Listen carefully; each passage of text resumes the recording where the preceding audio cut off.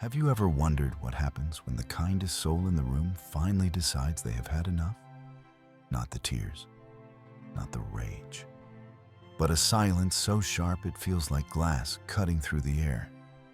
The empath, the one who takes everyone's chaos into their body, the one who bends until they are almost unrecognizable, eventually reaches a point where something inside of them snaps. But here is the truth. It is not a breakdown. It is a breakthrough. You have seen this before, maybe even in yourself. The quiet person who suddenly stops apologizing. The giver who refuses to keep bleeding for people who never stop taking. The one who walks away without explanation because they don't need to explain anymore. Jung documented transformations so disturbing he called them among the most terrifying cases of his career. Not because the empath became cruel, but because they became something else entirely, something society is not prepared for. That is the story I want to take you into. Because if you have ever been told you are too sensitive, if you have ever wondered whether your kindness is secretly your weakness, this will change everything you thought you knew about yourself. Because the day the empath snaps is not their destruction. It is their awakening. You already know this role because you have lived it. The apologizer, the peacemaker, the one who explains away bruises, sometimes the ones on their body, but more often the ones carved into their spirit. Maybe you grew up in a house where love meant walking on eggshells, where affection could turn into rage in a heartbeat. You gave yourself to a partner who promised devotion but delivered betrayal. Or your entire life has been defined by carrying pain that was never yours to begin with. Carl Jung observed that sensitive people often became what he called the containers of the unconscious. They absorb the pain others refuse to face. They hold dysfunction like a sponge holds water until they are heavy with suffering that does not belong to them. You have felt it. The exhaustion of carrying family secrets, the silent ache of trying to fix broken people, the constant apology for simply existing. And while the world looks at you and sees kindness, you feel the cost.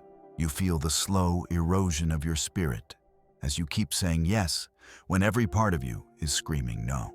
Psychologists once mistook empaths for fragile, for doomed, for broken by their own sensitivity. But Jung noticed something deeper, something chilling. The empath's silence was not emptiness. It was a recording. And what happens when years of silent observation finally surface? That is where the story turns. What if I told you that while you were busy surviving abuse, you were also becoming a strategist? Every lie you endured, every betrayal you swallowed, every storm you held in silence was never wasted. Carl Jung discovered something most psychologists missed. Empaths don't just suffer. They study, they notice, they record, they remember, not in notebooks or journals, but in the nervous system itself. Every trigger is etched into you. Every insecurity is memorized. Every shift in tone or glance across the room cataloged with surgical precision. When Jung tested this, the results were staggering. He placed empaths in front of strangers with no context. Within minutes, they could describe childhood wounds, hidden addictions, unspoken fears, with accuracy that surpassed even trained analysts. They were not psychic. They were simply awake. What others dismissed as intuition was, in truth, a lifetime of pattern recognition, data gathered in silence by someone who had no choice but to pay attention. Think about it. How many times have you noticed the flicker in someone's eyes before they spoke? How many times have you sensed the lie before the words left their mouth? And yet, you doubted yourself. You told yourself you were imagining things. Because society conditions empaths to distrust their perceptions, to apologize for truths that make others uncomfortable. But here is the revelation. Your sensitivity is not fragility. It is forensic. You are not just feeling, you are decoding. You are a human mirror, reflecting back the hidden architecture of people's psychology. And when life pushes you to the breaking point, When betrayal tears away your last excuse for ignoring what you see, that hidden genius does not disappear. It awakens. Jung realized that the empath's mind was not a victim's diary. It was a strategist's war room, waiting for the moment of activation. And when that moment comes, what emerges is not weakness. It is clarity. And clarity, Jung warned, is the most terrifying power of all. There comes a moment when the empath can no longer keep carrying everyone else's pain. It does not happen gradually. It does not arrive with warning. It comes in one devastating instant. The breaking point. Jung documented this moment with unsettling detail. In case after case, the trigger was always the same. Betrayal, not casual betrayal, but betrayal from the one person the empath trusted completely. A spouse, a parent, a lifelong friend. The wound was not just the act itself. It was the realization that they had seen the signs all along and ignored them, that their own intuition had been screaming the truth, and they silenced it for love. Most people expect empaths to collapse in these moments, to cry, to rage, to fall apart. Their abusers expect it too. They are prepared for the explosion of chaos, for the tears and pleading and desperate clinging. But that is not what happens. What Jung described instead is far more chilling. The empath does not erupt. They go silent. Their faces soften. Their voice steadies. And in that quiet, something terrifying emerges. Jung called this the moment when shadow and light finally integrate. When the empath's emotional intelligence fuses with their analytical precision, and for the first time, they speak the truth. Not in anger, not in cruelty, but with surgical clarity. They begin to reveal everything they have seen but never said, every lie cataloged, every manipulation mapped, every secret betrayal silently endured. They expose it all, piece by piece, like a surgeon pointing to each diseased organ before cutting it away. Jung wrote, "Till you make the unconscious conscious, it will direct your life and you will call it fate." This is exactly what happens here.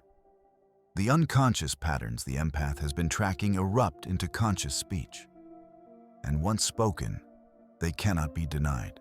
The abuser, expecting hysteria, instead faces precision. They realize they are standing in front of someone who has seen through them completely and who no longer needs their approval. This is not revenge. It is revelation. The empath is not trying to destroy. They are trying to see clearly, perhaps for the first time in their life. Jung recognized this as the clarity event, the single most dangerous transformation in human psychology. Not because the empath becomes cruel, but because they finally become sovereign. And from that moment forward, there is no going back. If this content is making sense to you, click the subscribe button and subscribe to the channel. Thank you for your support. When Jung followed these cases beyond the moment of the snap, he noticed something extraordinary. These individuals did not return to who they were before. There was no reset, no sliding back into old patterns. The transformation was permanent. The empath who once apologized for existing no longer wasted words. The one who tolerated abuse suddenly walked away, not in rage, not in chaos, but with strategic precision. Toxic relationships dissolved. Family dynamics shifted. Entire lives were rebuilt, not from desperation, but from clarity. Jung saw this again and again. Patients who had spent decades silencing themselves now spoke truth without trembling. People who once absorbed the dysfunction of everyone around them stopped playing that role entirely. They did not rage. They did not plead. They simply cut the cord. And something remarkable happened. The world adjusted. Manipulative people, the ones who had fed on the empath's silence, grew uneasy. They avoided the transformed empath without fully understanding why. Jung called this the predator's instinct. Just as animals can sense when prey is no longer vulnerable, abusers instinctively recognize when the empath could no longer be controlled. The awakened empath does not need to announce their power, Jung wrote. Others can feel it in their bones. Think about that. You don't need to prove yourself. You don't need to fight to be seen. Once you integrate your shadow, once you accept the strength you were told to hide, your presence speaks louder than any declaration. People start treating you differently before you even say a word. Some become nervous, some pull away. And the healthiest ones, they lean in. They feel safer in your company because your boundaries create a clarity that protects not only you, but them as well. This is why Jung described these individuals as becoming psychologically complete.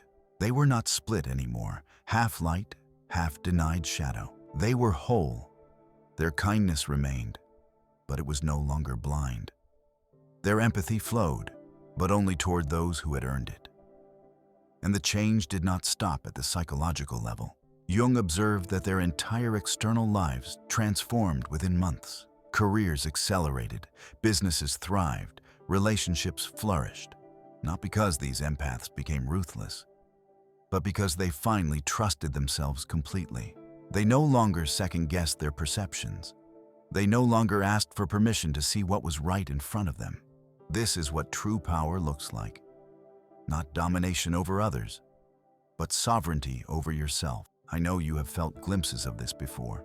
That moment when you finally stopped chasing someone's approval. That breath of freedom when you realized you did not owe anyone an explanation for setting a boundary. Multiply that by the weight of a lifetime of silence finally being lifted, and you'll understand what Jung witnessed. He saw individuals who were once defined by their suffering become unrecognizable, not because they turned cold, but because they had become selective, selectively empathetic, selectively generous, selectively open. And this was what disturbed Jung most. Not the loss of their kindness, not the rise of their strength, but the permanence of it. Once you see the truth, you cannot unsee it. Once you step into your own power, you cannot crawl back into the cage of self-denial. The empath who awakens never returns to being prey. And that truth, beautiful, terrible, irreversible, marked the beginning of what Jung feared most. Empaths who could no longer be manipulated. Power is a dangerous thing, especially when it belongs to someone who has spent their entire life being told they were powerless. Jung quickly realized that the empath's transformation did not just end with personal healing. It unlocked abilities that bordered on the extraordinary. These individuals, once fragile, once apologetic, became something else entirely. What Jung called selectively empathetic. They still cared deeply, but no longer indiscriminately. They had learned to direct their empathy like a surgeon wields a scalpel. And with that precision came something that unsettled Jung more than anything else. Influence. Because once you can see people clearly, you can also shape them. Think about it. The awakened empath does not just notice your smile. They notice the tension in your jaw. They don't just hear your words. They hear the hesitations between them. They don't just remember your story. They recall the inconsistencies, the gaps, the lies you told yourself and others. Now imagine what happens when someone can see all of that and chooses to act on it. Jung's notes reveal an unsettling discovery. These transformed empaths were achieving levels of success most people never reach. Their businesses thrived because they could anticipate the needs of clients before those needs were even spoken. Their relationships were healthy because they could identify toxic patterns within minutes and remove themselves before damage was done. Their decisions, whether financial, professional, or personal, seemed almost flawless. But Jung's awe was laced with fear because he understood something the rest of the world ignored. This same gift that made them healers, protectors, and visionaries could also make them manipulators of the highest order. The larger the shadow, Jung wrote, the greater the potential for destruction. And here was the dilemma. Once the empath integrated their shadow, they possessed not just emotional intelligence, but psychological power. They could dismantle lies in seconds. They could disarm manipulators before a single tactic landed. But they could also weaponize that insight, turning it outward, bending others with the same precision they once used for survival. Jung had seen enough of human nature to know that power rarely goes unused. Yet what startled him most was that these empaths rarely turned their abilities toward revenge. They had every reason to destroy those who had hurt them. Instead, they chose differently. They simply walked away. This restraint terrified Jung even more than the possibility of vengeance, because restraint implied control, and control implied choice. If they could manipulate and chose not to, what would happen if one day they changed their mind? Jung wrote in his private notes, "I have observed something both beautiful and terrible. The awakened empath possesses a vision that strips all deception away. They can heal with it. They can destroy with it. And nothing in our current psychology can restrain them once they have awakened." It was an ethical dilemma that haunted him for years. If this transformation could happen naturally through betrayal and suffering, what would happen if someone learned to trigger it deliberately? What if the wrong person gained access to these methods? This is the razor's edge the empath walks upon. To awaken is to inherit not just freedom, but responsibility. Because the very same clarity that makes you immune to manipulation gives you the power to manipulate others effortlessly. And this is where Jung's fear meets your reality. Because if you are an empath, you already know you could do it. You could slice through someone's defenses with a single sentence. You could crush a manipulator by pointing out the truth they have spent decades hiding. You could win almost any argument, not with volume, but with precision. But the question is not whether you can.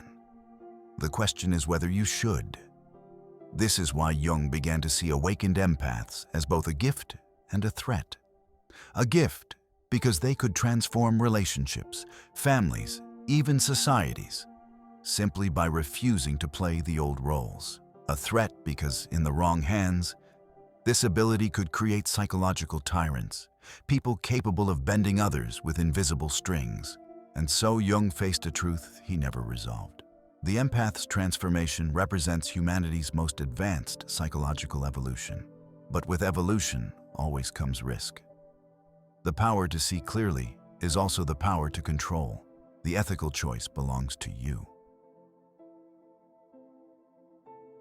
If the empath's awakening feels like chaos, Jung discovered that beneath the surface, it follows a pattern, a sequence, almost like an ancient rite of passage hidden in plain sight.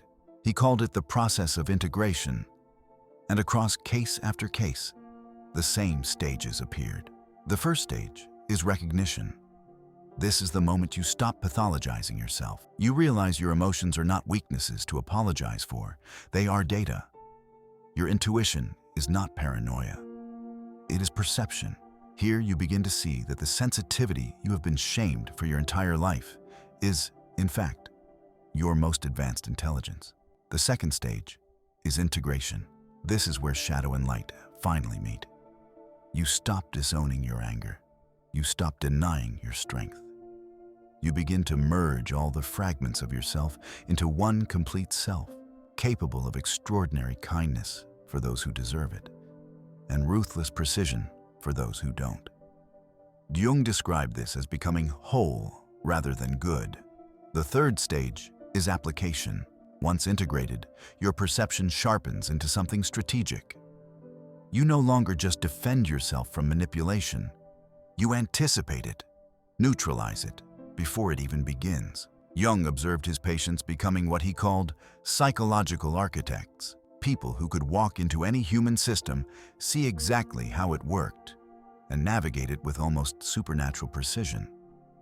And finally, the fourth stage, return to service. Here, the awakened empath stops fighting for survival and begins to help others rise. They become mentors, healers, protectors, using their insight not to dominate, but to guide. Jung documented networks of these individuals forming naturally, as if their evolution demanded connection. Do you see the pattern? Pain leads to awareness. Awareness merges into wholeness. Wholeness transforms into strategy, and strategy matures into service. Jung's astonishment was not just that this happened, but that it happened so consistently. Betrayal triggered it. Shadow integration solidified it. And the stages unfolded as if written into human nature itself. "I am not what happened to me," Jung wrote. "I am what I choose to become." That choice is what defines the empath's journey. To remain a sponge for the world's dysfunction, or to become a warrior of perception. And once you understand the stages, you begin to realize something Jung could never ignore. This transformation is not random. It is inevitable. When Jung stepped back to observe the long-term consequences of these transformations, he realized he was not just studying individuals. He was witnessing shockwaves that rippled through families, relationships, and entire social systems. The empath's awakening did not happen in isolation. It forced everything around them to shift. Take the family system, for example. Before awakening, the empath had played the role of buffer, absorbing dysfunction to keep the fragile balance intact. They were the one who smoothed over the fights, who carried the secrets, who quietly absorbed the rage so the family could go on pretending everything was fine. But after awakening, that role disappeared. They are no longer absorbed. They no longer apologized. They no longer played savior to systems determined to stay broken. And in that absence, everything collapsed. Alcoholic parents were suddenly left to face their addictions without an emotional dumping ground. Manipulative siblings no longer had a scapegoat to unload on. Depressed relatives could no longer siphon endless validation. It was not cruelty. It was clear. The empath simply stopped carrying what was never theirs. And this was what Jung found so unsettling, because in removing themselves, awakened empaths acted as mirrors. They reflected dysfunction back to those who had projected it outward for years. The abuser, who once thrived in the shadows, suddenly felt exposed. The manipulator, who relied on gaslighting, suddenly realized their games no longer worked. Jung called this the mirror effect. He wrote, "The most terrifying thing is to accept oneself completely." But what he saw in these cases was even more radical. The most terrifying thing is when someone else accepts their truth so completely that you can no longer lie in their presence. And that is what the integrated empath became, a living truth detector. Manipulative people couldn't stand to be around them. They felt naked, seen through, unable to operate. Meanwhile, healthy people were drawn in. They felt safer, lighter, more authentic in the presence of someone who no longer played games. This shift did not just transform relationships, it transformed communities.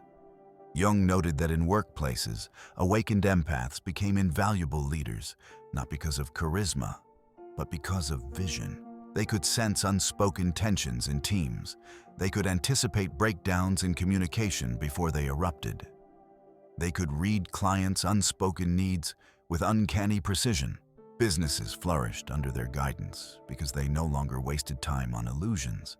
And yet, this same clarity created an ethical tension that haunted Jung, because while these individuals rarely used their power destructively, they could have easily. Their insight into human psychology made them nearly omnipotent in social situations.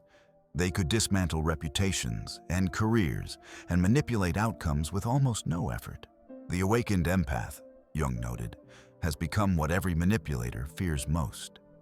Someone who can see through them completely, but who no longer needs anything from them. This was the paradox. Ultimate clarity paired with ultimate restraint. And while Jung admired it, he also feared what would happen if that restraint ever failed. But here's the truth. He couldn't escape. For every manipulator who avoided the awakened empath, there were dozens of people who grew stronger because of them. Jung observed friends and partners rising into their own authenticity simply by proximity. The empath's boundaries gave others permission to create their own. Their refusal to tolerate dysfunction forced others to choose, evolve, or reveal yourself. This is the deeper implication. The awakened empath does not just heal themselves. They ignite transformation in everyone they encounter. Their presence exposes the weak foundations of toxic systems, while strengthening the structures built on truth. Imagine if this ripple effect expanded beyond individual families. Imagine if awakened empaths connected, forming networks across societies. Jung believed this was not only possible, but inevitable. He saw it beginning in his own practice, as transformed individuals naturally gravitated toward one another, forming what he described as psychologically resilient constellations. To him, this was the seed of a larger evolution. Empathy no longer as sacrifice, but as sovereignty. Sensitivity is no longer as fragility, but as strategy. Human beings no longer trapped in cycles of denial, but living with radical clarity. But here lies the tension Jung never fully resolved. Evolution always carries risk. The very qualities that make awakened empaths healers also make them potential tyrants.